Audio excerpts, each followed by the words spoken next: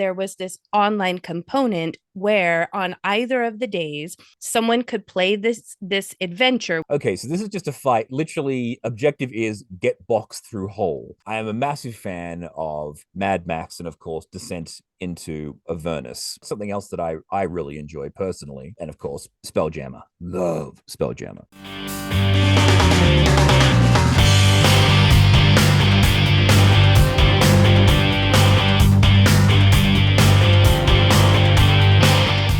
Hey everyone, welcome to another episode of The Game. My co-host is not with me today, Russell, but today we have DM Tim, and we have a special little episode for you today. If you're new to The Game, we are a tabletop talk show and podcast brought to you by Dungeon Studios. We go beyond live play and talk about everything from session zeros to campaign heroes. Talking about campaign heroes, you may have seen that a number of us from Dungeon Studios went to a large event, the largest tabletop game in the world, over in Provo, Utah. It's called Deadwars. In the blah blahs, I'm not gonna recap all of that because we just did an episode on that last week. However, what we didn't get into was the online component of the game. I'll just quickly summarize. Largest D&D game in the world. There was about 1,500-ish in-person players over 2 days playing the same game. For the most part, it was D&D, but there were options that you could play it as some other system. I think there was Pathfinder was one of the, they gave Pathfinder like adaptation rules for Pathfinder. Yeah. Right. There was this online component where on either of the days, someone could play this adventure, which was kind of like a supply run adventure. If they completed the adventure online, provided proof that they completed the adventure, basically, then supplies would be run to a table at the in-person event. Since we had a table at the in-person event, we said, well, why don't we get our Dungeon Studios crew to play the online game and they can supply our players at the in-person event. We're just going to be touching all parts of this event. I am so happy to have Tim here to discuss it because he did both days. It was fantastic. I'm going to link up here or down here, wherever. Both of those games because they were fantastic. I watched both of them. I'm going to ask you instead of me explaining. Yes. I'm going to ask you. So Tim, they provided instructions and kind of some lore and a little bit of a mini adventure. They provided you all the information to be able to run this adventure for both days. Can you give me a summary of what information they gave you? So what was provided was an adventure in 3 steps. Basically, there was an introduction, a preamble, and then the crunch, essentially. So there was like 2 sections of fluff and 1 part of crunch when it came to the actual gameplay. Essentially, you had generic magic user, they called him, or generic magic person that would show up and rally the players saying, we need people to help deliver supplies to the front lines of the deadwars. The deadwars are happening. The adventurers would volunteer, hopefully, otherwise the session would end right there. And you go introduce them to the adventurers. Would you like to adventure? No. Session over. Yeah. quickest adventure ever. It's great. So they would basically run through what the wizard had, or the magic user had, some supplies that needed to get through a portal. But in order to get them through the portal also had to be defended because this portal was a 2-way portal. So once the portal was opened, the bad guys for the particular side that was being fighting was going to be pouring through. So you had to protect the magic user for X amount of rounds while the supplies were being teleported through, essentially. The way that they had provided it was a numbered and alphabetized grid. So you had like A1, B2 setup. The idea was in the setup phase of the adventure was the DM was actually supposed to like step away from the table. This adventure wasn't necessarily written to be run online, but it was what they called the remote play section. Okay. They hadn't really considered actually doing it as an online thing. They mostly wanted people to be doing this in local game stores. But that's right. You're right. When a lot of people said they wanted to do it online, they said, yep, you can do it online. So it didn't really change all that much anyway. Right. What was supposed to happen in the second part, once the preamble was done, was the players were given, I think it was 2 barricades, 2 traps, 5 rocks, and I think that might have been it. And the idea was that they would set those things up without the help of the DM. So they basically got to build the battlefield, as it were. Okay. And then once they were done, they called the DM back, and then there were the pack itself was actually, the fight itself was kind of scripted. It was only going to last for 5 rounds, and there were specific things that were going to happen to the bad guys within the 5 rounds. And there was a table that you rolled on every turn as well that related to random portal effects. Okay. Like, it was sort of thing like like at the end of round 1, whatever was the closest enemy to the portal at that point lost half its hit points, or people would get sucked into it and things like that. So there was a little bit of randomization, but the mission itself was fairly bland. At least that's what I thought. Yeah. But it served the purpose for what was needed for delivering the supplies. Now, what the information that they provided you, was it the same for both days, or did they create different materials for both days? Yeah, they only provided a single scenario. So the idea was that it would work for both. Got it. Both days, yes. Okay. The thing that sort of confused me a little bit was when they released it, they only released monster stats for one side. They only gave like monster stats for like the good bad guys, like the angelic bad guys. They didn't actually give any of the chaotic ones, so you sort of were left to your own devices to sort that bit out.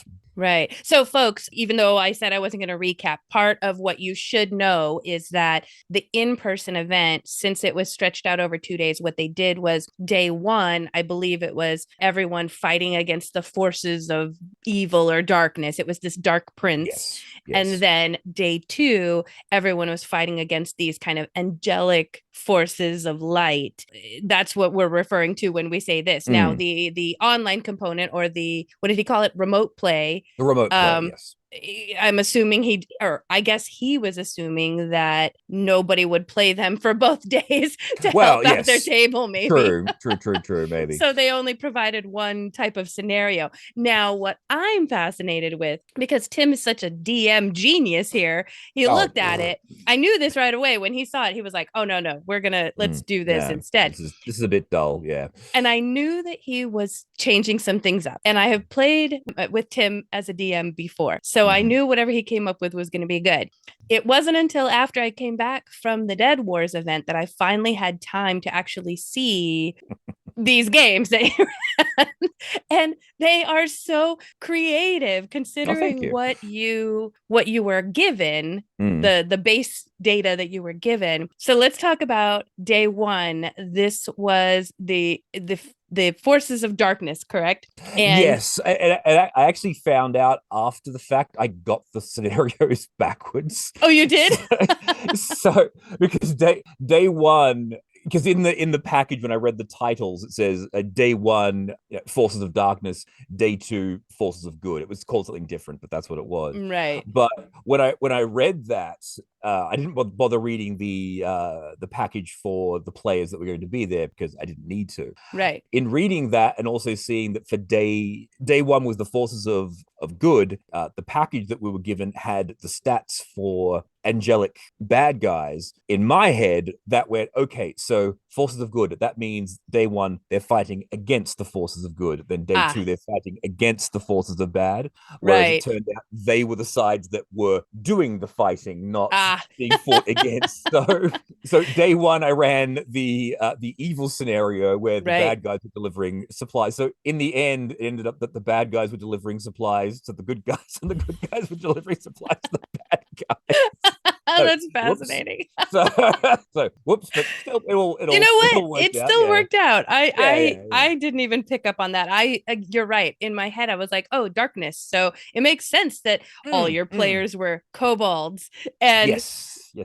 So, okay, walk me through, as you were planning how to rewrite this, or add to it. Okay, so basically the ideas you came up with. Yeah, when I was reading through the entire scenario, I was like, okay, so this is just a fight. Literally, objective is get boxed through hole. Right. That was all the scenario really boiled down to. So I said, all right, let's make this more interesting. For the first scenario, I am a massive fan of Mad Max and, of course, Descent into Avernus, which has all of the the wastelands and the devil rides. And Right. fortunately, I already had a few of those maps already built for Tabletop Simulator, so I didn't have to put too much work into it. Oh, that's awesome. Basically, I just thought, well, if they need to deliver something, let's make it an actual supply run. Let's do a supply run in a supply run fashion. Right. So the idea was that we're going to have one vehicle that was going to be at the front of a supply convoy. People were going to be hired as drivers. When they showed up, they were going to be able to pick what vehicle it was they were going to drive. So I gave them the option that they could drive either a single, because there were going to be four players. Right. The idea was going to be they could either take a single demon grinder, which is the big battle tank. I'm gonna put like images up here yes. so that people can see. They were great.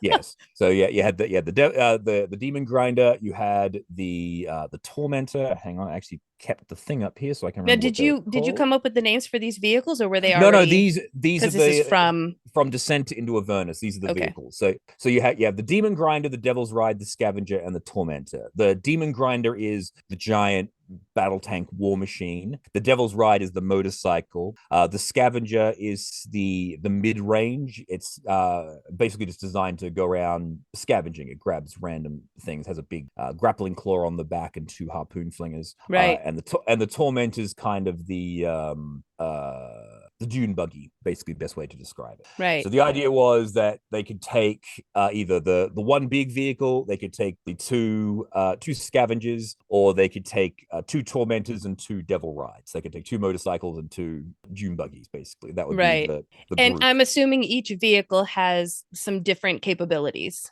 Yes. Okay. So the demon grinder's got like a massive crushing claw on the front. It has a wrecking ball and two harpoon flingers. The devil's ride doesn't have any offensive things, but it can do stunts and is actually a lot faster. So there's a lot more maneuverability there. The scavenger has the two harpoon flingers and the grappling claw. It's also slightly better armored than the demon grinder, but the demon grinder has more hit points and it's a lot more menacing. Right.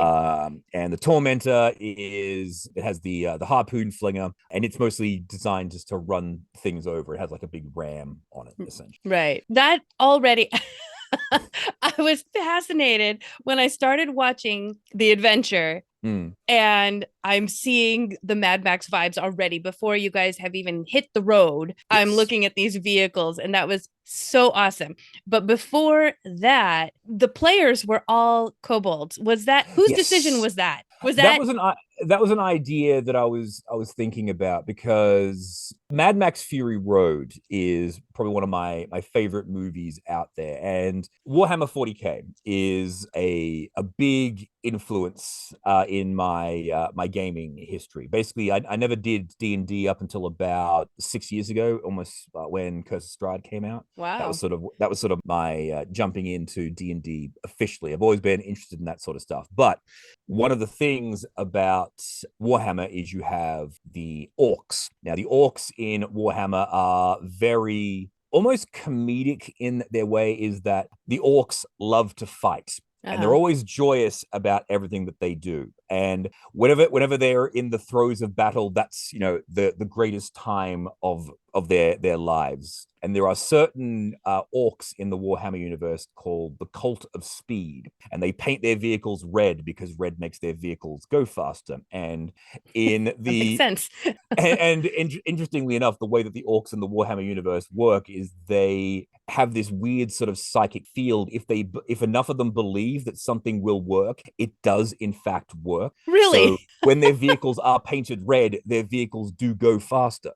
Fantastic. And they have you have fluff and lore and whatnot about the orcs, where people will try to examine their weapons, and if a regular person picks up their weapon, it won't work because there's nails banged through the barrel. But because the orc would be wielding it, they believe that it will work. It will work. Right. It shouldn't by any logical sense. In the movie Mad Max Fury Road, you have the warlord Immortan Joe, and you also have his war boys. The kind of language and the way that everything worked in that film was a direct almost correlation, at least to me. That was like pure Warhammer in the way that it looked. And a lot of people in the Warhammer community have actually built the Duff Rider, the guy with the flamethrower guitar. Uh-huh. They've actually built that with an orc and a truck. They've actually done all of that. That's just how well that correlates. Right. And then in my mind, of course, thinking about the orcs have their Gretchens, which are always like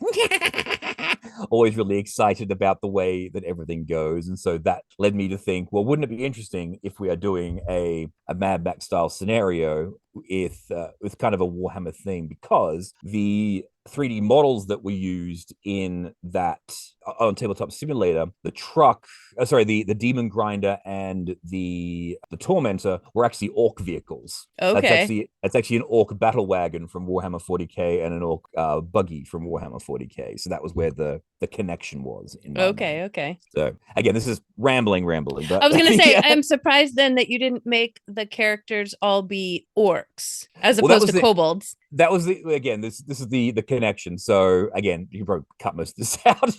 It's fine. Yeah, the idea was that we're going to have goblins because they're always really excited. I'm just thinking about an idea of a horde of goblins, driving cars. Cool image. And then one of the players said, well, I'm not really a fan of goblins, but kobolds are pretty cool, because that was another idea that I thought of, because kobolds are kind of in the same vein. Right. So then I suggested that, and everyone went, yep, let's go with it. Let's all go be kobolds. And so that's how that I loved it. Just aesthetic. It was so aesthetically pleasing to me. And it just seemed to fit like thematically. I loved it. The idea was that if you get the players to play as a single species, because again, this was only going to be a one shot, maximum of 3 hours. I think the first one went for like 2, and the second one went for like an hour and 45 minutes. Right. They weren't designed to be very long because they had to be done quickly before the actual Dead Wars had finished up, because they were running simultaneously. That was the trick. If I've got a group of players all playing the same species and they're already thinking in the same mindset, right, and so that should help inform the role play. That was sort of the idea. Yeah, that's awesome. With a situation like this, you don't really need to worry about backstory because it's not coming into play. Right. So that didn't stop some people from sending me paragraph of backstory. of backstory. Oh my gosh, I would. Know who you are. I would love to get that. Oh, that's so funny. Another idea I suggested to them, but it didn't actually come to into play, was they're all going to be kobolds, and they're all going to be called Nick, Knack, Patty, and Whack. Yes, which I had heard about, and I thought that would have been so awesome. What happened? They just didn't. They just didn't do it. Just didn't come with it. Yeah, it just didn't come out. That would have been amazing. So the name Nick was a throwback to that. He just changed the name to Nick, but he was the only one that decided to do it. And then there was Merrick. Yes. Do you know who played Merrick? So I just some character notes for those of you watching. I loved Nick. I loved Nick's character of just, I don't know, he just kind of gave me these like Jersey vibes, like New Jersey, I don't care about nothing kind of a vibe. Rita loved explosions, if I'm remembering correctly. That is correct. Yeah. And so I think I really enjoyed Nick and Rita the most, just of the character dynamics. It was a lot of fun. And for anybody who's watching, these are all Dungeon Studios folks. These are all folks kind of under our umbrella that they offered up their time to play the online component to help our folks in person. So the other thing that I really loved in the beginning was you got them all in, it kind of looked like a junkyard, because you've got these random vehicles sitting about, right? Yes. And they get the kind of call to action. Hey, I need somebody to protect us while we do this, blah, blah. Pick your vehicles. They pick one of the bigger vehicles. And then there was no way for that vehicle to physically drive out of there because there was no gate big enough. Was that just like, oops, I forgot to put a door here? That was actually something I realized after the fact. That it'll be fine. It's fine. Let's just see how they handle the first obstacle, the door. Yeah, and they just like, we just drive right through. I'm like, there we go. Let's bring perfect. on. Yeah, because the idea was that they were the chaos crew. But the other thing was, though, that we didn't find out this after the fact too, is that when we started the game, Piper was late. Right. So we only had 3 players at the beginning. That sort of limited their choices a little bit too. That's why they took one motorbike and the scavenger rather than I'm the demon. curious what they would have picked if Piper were there at that time. That's interesting. And then when Piper did finally show up, I had her do her glorious entrances riding up behind the group on a motorbike. I loved it. That was great. So that's part of the interactive flashy icons for when people are talking, because I had to realign them because we only had the 3 people. But then when Piper showed up, hers was still set up in the position for when it was aligned with everyone else earlier on, so that I had to reorganize everything. Yeah. So the other thing that I think people should know, if you haven't seen it, you need to watch this, is you had this moving highway on your map. Yes. Which was so cool. Okay. I don't know about you folks, but first of all, I don't usually play on digital assets. I'm usually playing in person, but I've seen something like this. I've never been able to play on anything like this. So the fact that did they say? I'm trying to remember if they said anything when they saw the moving highway. Yeah, it's like, oh, that's cool. Yeah, they were pretty cool, impressed. Folks. So it really added to just the whole thing. Like, you never forgot that they were like being chased or running or driving, and then the mechanics were really interesting. Basically, you said the road is moving at like 80 feet. It's what's known as again, back to my Warhammer roots. There was a game called Necromunda, gang warfare inside of a giant hive city, but there was an expansion to that called the Ash Wastes, where again it was basically Mad Max, and one of the scenarios for that was the Rolling Road, is what it was called. And so the idea is that the road or the map itself moves at a speed in one particular direction. So in order to stay on the road, you need to maintain that speed to go on it. So you say, so the road is moving at this speed. So say if you've got like a 40-foot movement speed, if the road is moving at 30 feet in the opposite direction, that means you only get 10 feet of movement. And if you're unable to maintain that 40-foot movement speed, you fall off the map, and then you count as being dead. You get left behind. That's the way that rolling road scenarios work. Right. I loved that, watching that mechanic play out. It made a lot of sense, and it was fun because you could get ahead if you wanted to slowly.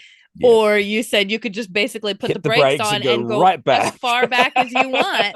So, I mean, you could really use that in some strategy there for the fight if you wanted to. I loved that. Yeah. So the idea was that they had to protect Mad Maggie from any raiders that were going to attack her on the road, which of course there were. I took a demon grinder with some tormentor vehicles, and I put vampirates in the demon grinder and zombies in the tormentors, just to make it less sort of good versus evil and more just generic bad guys want your stuff. Yeah. Sort of it was great. I loved this alteration that you made, because you were very correct that I think had you played it the way it was written, and of course 2 days in a row, it would feel very bland and not entertaining to watch at all. But this was so entertaining to watch.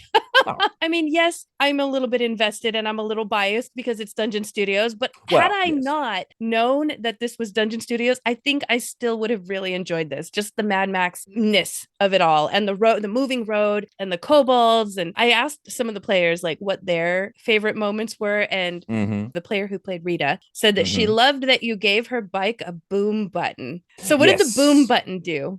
That was essentially her vehicle. Her bike would blow up the next round. Oh, okay. So, like when she said that she loves explosives, I said, well, she's going to get a motorcycle, so I might as well just on a whim. I said, well, you know what? Let's just turn the bike into a bomb, so you can push the button. And I was expecting at some point she might just go. And just drive the kamikaze. Yeah, basically that's what I was thinking. And again, you want those sort of ridiculous moments in a one shot like that. So right, because the idea was that I think the original scenario was only designed for like level 4 players. I said everyone can be level 8 and you get one uncommon magic item as well. Oh, so you even bumped up their levels. Yes. Okay. Yes. I wanted to make this a little bit more, again, make it a bit more interesting. Right. Jake's Kobold mini had a set of wooden wings. So he actually took the boots of flying. So he had like a little miniature jetpack that he was able to get around with, jump from vehicle to vehicle. And Piper took boots of spider climbing. Oh, that's right. I remember that. Or slippers of spider climbing. So her idea was that she wanted to like literally hang off the side of vehicles. She was like surfing her bike. Yes, surfing the bike. Exactly right. Exactly right. So That's she wanted awesome. the ability to be able to do that without the risk of falling off.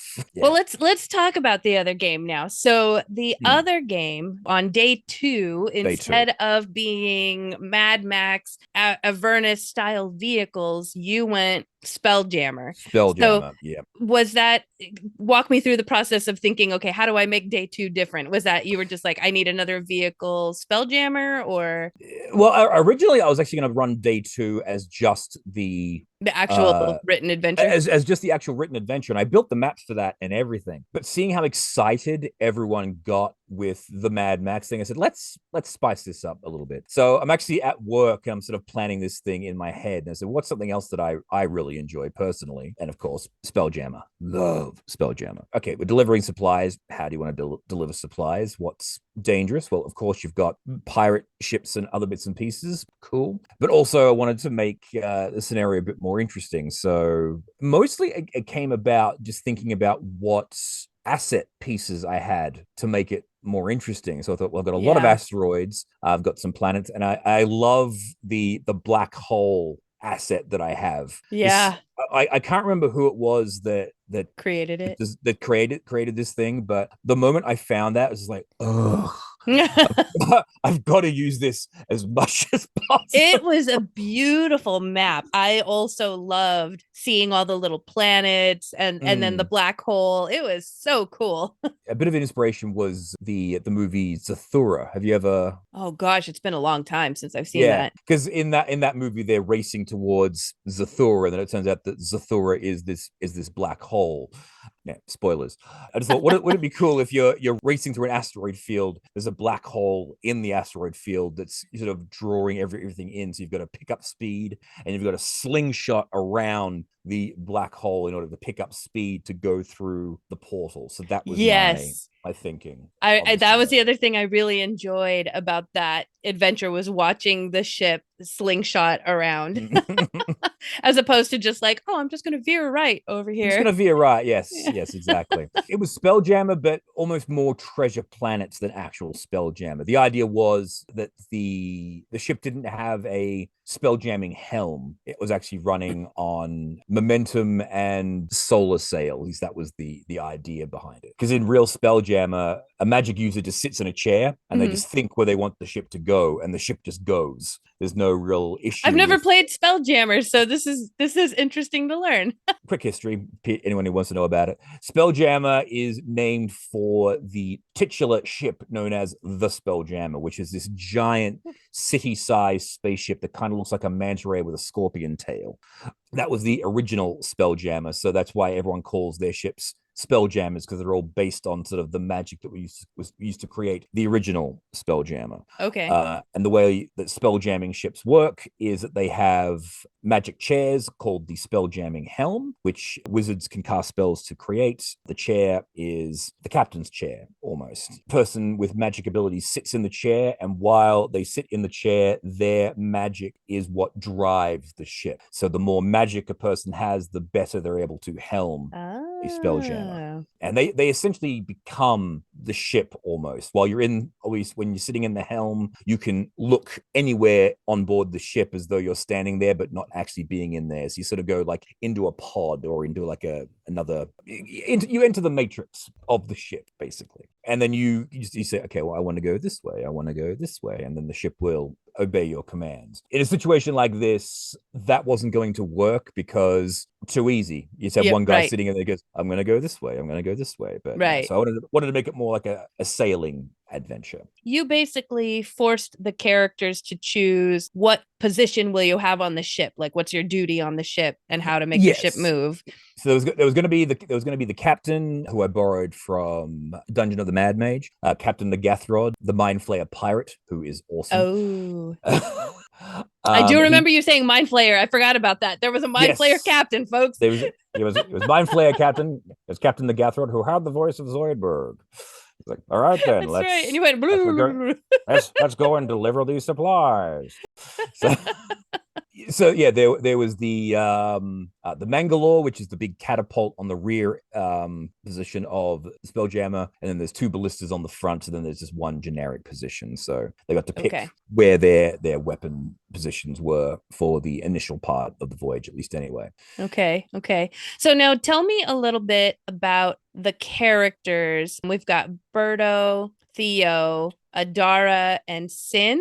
Yes, Theodore was he was a Loxodon. They're just an elephant person. Now, is that because I haven't played Spelljammer? So is that race part of Spelljammer? No, not really. Okay. There are hippo people, known as the GIF. Right. They are very much a spelljamming native race, or when you say Yeah. native, Okay. they feature more. I believe Loxodons are just a generic Okay. race, from what I can recall. No, see, I love that you also used a hex map for this. I just feel like it makes Mm. more sense for Spelljammer to have a hex map. Okay. Loxodons actually come from Ravnica. Okay. Okay. So they are from the Magic the Gathering universe. Oh, that makes sense now. So Okay. that's where Loxodons come from. Very very classic for Spelljammer. All of the space battles always took place on hex grids. So I Yeah. felt that was more appropriate for when they were going to be navigating through the asteroid field to be using the hex grid. Yeah. Um, Yeah. What I loved about this is you essentially had you were given one adventure and mm. you made these two adventures so different from each other in flavor and Yes. visually that it doesn't feel like you're watching the same The same. adventure. That was the other thing too. I knew we were going to be running this twice. I didn't want to go, oh, it's the same thing over again. So I wanted to Right. make it again same but different. Just sort of throw a new skin on it and tweak it a little bit. As for just going back onto the characters, but the character of Birdo was actually it wasn't Birdo was the player. That was actually a screw up on my. Oh, that's right. It That's was what I was remember. yeah, his character was Jerry T. Skeleton, Yes. which was he's actually an Eneron specific. Race. There's actually a race of undead in one of the Eneron The Skurg. books. Not the Skurg. That's Skurgalesh. That's what it was. Skirgalesh, right? Yes, because the Skurg is like the place. Afterlife. It's Yes, that makes sense. Yes, That's yes. okay.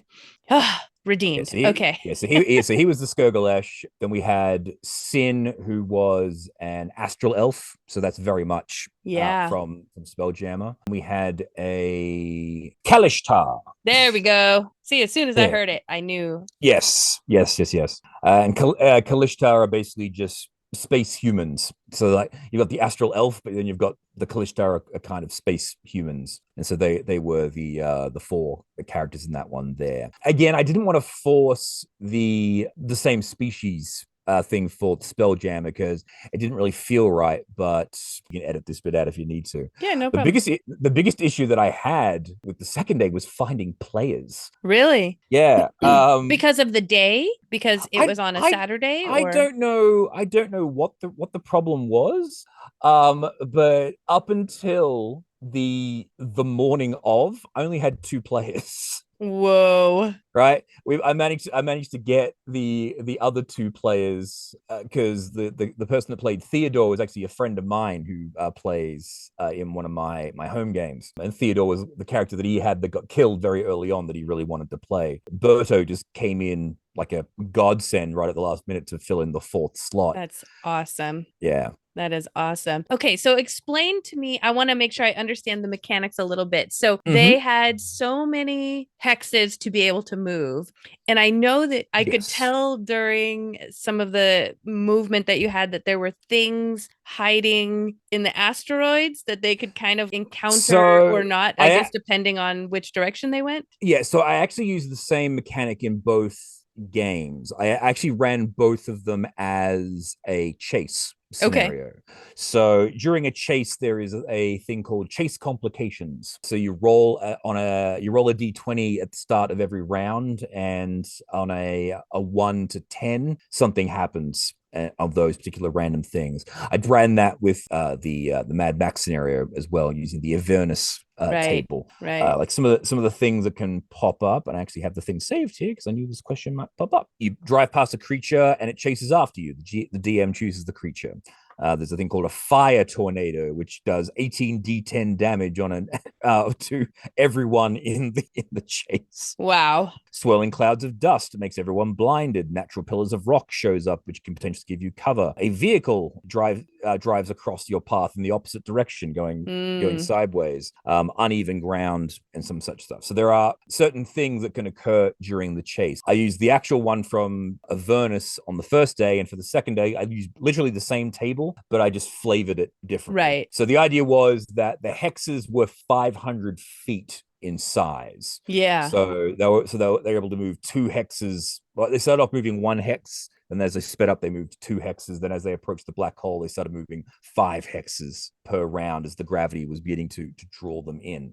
I think the first couple of things that they encountered were just random like a micrometeorite shower, dust cloud that blinded everyone, and then they rolled a creature, which was the you drive past a creature native to the area. So it's like, so they're going to have people hiding in the asteroid because people know that the asteroid field is used as a delivery route. So pirates are everywhere. Yeah, and yeah. So they came across a Neogi spider vessel, which attempted to ambush them. And so they I remember you describing this, and they were like, "That's terrifying." Yes, this giant spider ship comes out of the asteroid field. Like, oh, and so but they were able to fend off this vessel. It was already badly damaged from hiding in the rocks, so they were able to finish it off quite expertly. And then they had to go around their first obstacle, which was the first planetoid in the field. So the idea was that they had to control the rigging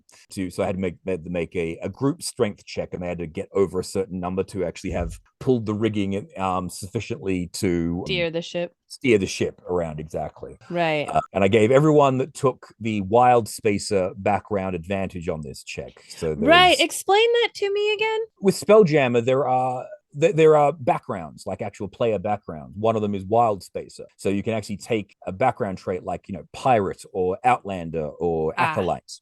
So there is one literally called Wild Spacer. So you are actually a person that travels on spelljamming vessels. You understand how these things work. So anyone who took that as a background got advantage on that check. Did anyone? 2 people did, yes. Okay. All right. Yeah, because I heard you say that several times during the adventure, and I'm like, what does that mean? Yes, they took, because Spelljammer was the beginning of when they started to actually introduce backgrounds that give you bonus feats as well. Mm-hmm. So if you take the Wild Spacer background, you actually get the tough feat. So you actually get a lot more hit points as well. So it's actually a pretty desirable feat to take. The other one is Astral Wanderer. I think that was the other feat that you got with Spelljammer, and that gives you, I believe, magic initiates. Wow. So you can actually take some free magic spells. Yeah. This just looks, I'm just looking at the map right now. It just looks so beautiful because with the asteroids, you get the shadows of the asteroids, and then you've got these beautiful like planets with swirly clouds around them, and it's just it's so good. Now, one of the things I wanted to comment on, now that you reminded me, so Berto's name was supposed to be Jerry. Yes. I don't know if this is just intentional or subliminal, but he sounded like Jerry from Rick and Morty. And so once I got that in my head, I could not get it out. Was that intentional, or was I just making that up in my head? No, I think that's just sort of what happened. And if you remember at the beginning, they did meet the wizard Rick. Yes, so that's why I think it was a subliminal thing in my head. Yeah. At the beginning of it, the hit is all right, guys. We gotta deliver some supplies to the deadwars. So you're gonna be teleported to the ship. Captain Agathrod, he needs crew. So off you go. Yeah, that was basically the instruction to them. Honestly, it was so perfect, and it made me wish. Once I thought, oh, I wonder if this player is actually playing Jerry. And then I thought, how great would it have been if there was like a Jerry, a Summer, like if they were all character. Oh gosh, that would have been great. Missed opportunity there. Yeah, I know.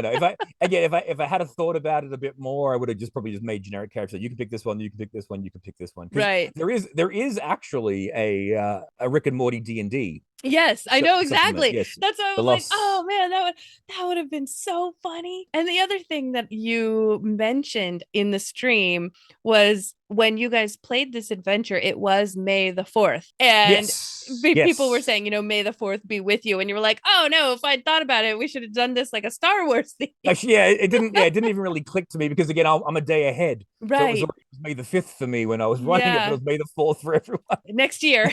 Yes, yes. Well, if it falls on the same date. Well, yes, true, true, true. Yeah. But man, that was just some funny little bits in there because of the Rick and Morty stuff. And then, like I said, I'm very curious. I need to talk to that player. Or maybe you talk to that player and find out if that was intentional or not. But folks, even if it wasn't intentional, put it in your brain now. That guy was Jerry from Rick and Morty. And once you hear that, it's funny the entire time. Yeah, Birdo is great because I played with him once before. He actually brought the character in from the game because we were running a test for Dungeon Studios, running through one of the Dungeon Studio modules. And that was one of the characters that he brought in there, which is this undead skeleton man with a completely flat and dry way of speaking, and a sense of humor is like, whatever. And and the idea is he's a combat medic. That was sort of his background as well. So I love the dry humor. That's why I think he made me think of Jerry, because he was just so like, oh well, I'm not important, and like it was so funny. It's fine. I don't need to breathe. Even if it wasn't intentional, it was so funny. So the other aspect that you guys experienced on day 2 that we didn't have happen on day 1 was that Josh, our CEO, was, hobnobbing with some deadwars folks. If you were there in person, you were getting the experience that there were people, celebrities or people who were dressed up and part of the event, who would randomly come up to your table and just mess with you, whether it was this area here is now silenced, so whatever you guys are doing, like, keep that in mind, or oh, that potion that you just drank is now a necrotic potion and now you take 8 health points are gone instead of gaining 8 health points, right? Yeah. Josh had this idea, which I thought was fantastic, and I didn't even know about it until after the fact. He said, I didn't know about it until it actually happened. So basically Josh went and found the guy who was, I think on that day he was playing Eos, so that's the divine god that everybody was fighting. He got that guy to join our Discord server momentarily and mess with our online table the way that he would mess with the in-person table. And I think he popped in. I'm trying to recall exactly what he did. Well, Eos hadn't popped in. There was actually one of the... Oh, it was somebody else? Yeah, two people popped in during the game. One of them was the barbarian host, the man who was doing... Okay, I didn't catch that guy's name then, but yes. Okay. Yes, but he was the one who popped in. He popped in and gave everyone the rage condition. That's right. Everyone was... for one round. So there was like... So one person tried to cast a spell. Said, you can't. You're raging. And so that didn't help at all. No, I know.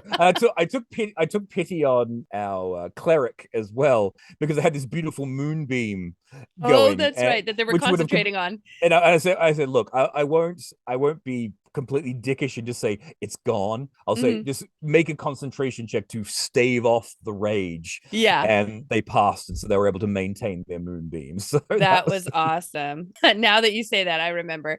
What did you think when somebody popped in? Yeah, you just went with it. Yeah, it was just like, oh, okay, this is happening now. That's cool. gotta roll with the punches when you're a DM. When people randomly jump in and say this is happening, it's like, sure, let's just say that's happening. And Josh gave you no warning whatsoever. Well, no, I will say he did give me warning. The problem is that while I'm running it, I've got the map up over here, I've got the players up here, I've got the OBS running over here, and I've got this teeny tiny little notification in the corner from Discord saying you have a message, and it's like I don't have time to read that. And so when I did eventually read it, I was like, oh. Cool, okay. So when this guy popped in the first time, I said I probably should check my messages. Like, yes, there it is. The warning was there. I should have known this was coming. And so then we're getting into the to the meat of the adventure, because the idea was that they were always going to have a ship to ship boarding action fight with some vampirates. I basically took a scenario straight out of the Spelljammer module Light of Xeraxis. Are they called vampirates, or did you call them? They're called vampirates. Yeah, that's literally what they are called. I love that name. They are vampirates. You've the two sort of weirder enemy types in Spelljammer, and there are many vampirates and space clowns. Space clowns are a thing. Okay, space clowns are a Good thing. to know. Yeah, all right. Yes. They are fiends. Wherever they walk, they have squeaky shoes, and when they die, they explode in confetti. Oh my god, Space Jammer sounds like so much fun. Oh, like yeah, they're just tongue in cheek with everything. Oh yeah, oh very much. Okay. So. I mean, one of the enemies you can actually, or when I say enemies, they monsters. There's literally winged pigs that fly through space, and there are penguins that ride these. Fantastic. Oh, this is crazy. And just anything can happen. Literally everything. Yeah, everything and anything can happen in Spelljammer. I love that. Towards the end of your game. Yes.